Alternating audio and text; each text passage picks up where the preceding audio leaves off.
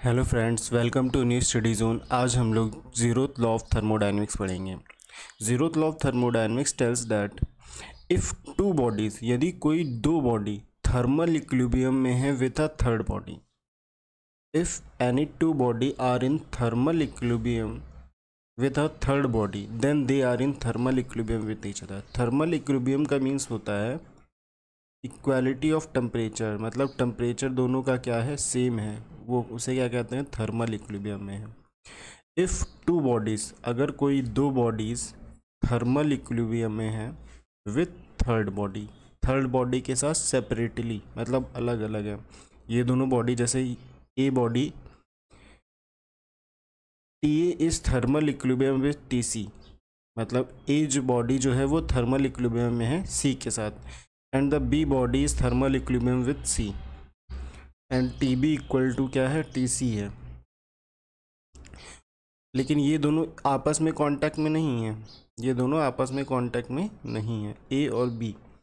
So T A equal to T B होगा, यही कहता है जीरोथ लॉ ऑफ थर्मोडायनेमिक्स। क्या कहता है, इफ़ टू बॉडीज़, यदि कोई दो बॉडी जैसे ए और बी हो गई थर्मल इक्विलिब्रियम में है, मतलब इन दोनों का टेम्परेचर जो है सी के साथ सेम है, with third body, third body के साथ, जैसे ये हमारी क्या हो गई, फर्स्ट बॉडी हो गई, ये हमारी सेकेंड बॉडी हो गई और ये हमारी थर्ड बॉडी हो गई separately, then they are in thermal equilibrium with each other. तो ये दोनों भी क्या होंगी, थर्मल इक्विलिब्रियम में होंगी। It is tells by zeroth law of thermodynamics. Zeroth law of thermodynamics का नाम ये जीरोथ क्यों पड़ा, बिकॉज ये जो आया after first law of thermodynamics, second law of thermodynamics and third law of thermodynamics के बाद आया, और ये बहुत ही बेसिक लॉ था। दैट्स वाई इसका नाम जीरोथ लॉ ऑफ थर्मोडायनेमिक्स पड़ा। बेसिक लॉ क्यों था, क्योंकि ये हमें कॉन्सेप्ट देता है टेम्परेचर मेज़रमेंट का, टेम्परेचर मेज़रमेंट का कॉन्सेप्ट देता है।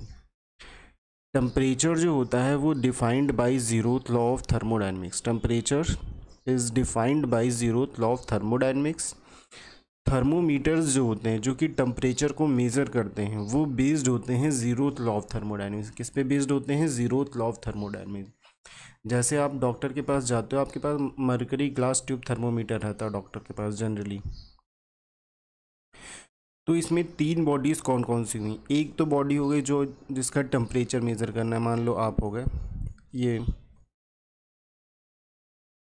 सही से डायग्राम नहीं होगा, मान लीजिए ये आप हो गए, इस बॉडी का हमें टेम्परेचर मेज़र करना है। यहाँ पे हमने थर्मोमीटर लगाया। थर्मोमीटर में देखे होंगे कि ऊपर वाला एक पार्ट होता है और इसके अंदर मरकरी भरी होती है, in case of mercury glass tube thermometer. तो this is our my first body, और ये जो ऊपर वाला ग्लास ट्यूब का सेल है that is our third body, and जो मरकरी भरी है that is our second body. तो मतलब व्हेन T1 मतलब कि बॉडी का टेम्परेचर इक्वल टू हो जाए सरफेस के टेम्परेचर के, और T2 इक्वल टू T3 हो जाए, तो मतलब क्या हो जाएगा, T2 इक्वल टू TA हो जाएगा। ऐसे ही हम लोग टेम्परेचर मेज़र करते हैं with the help of thermometer. Zeroth law of thermodynamics gives the concept of temperature measurement का कॉन्सेप्ट किसने दिया था, zeroth law of thermodynamics, and temperature is defined by zeroth law of thermodynamics.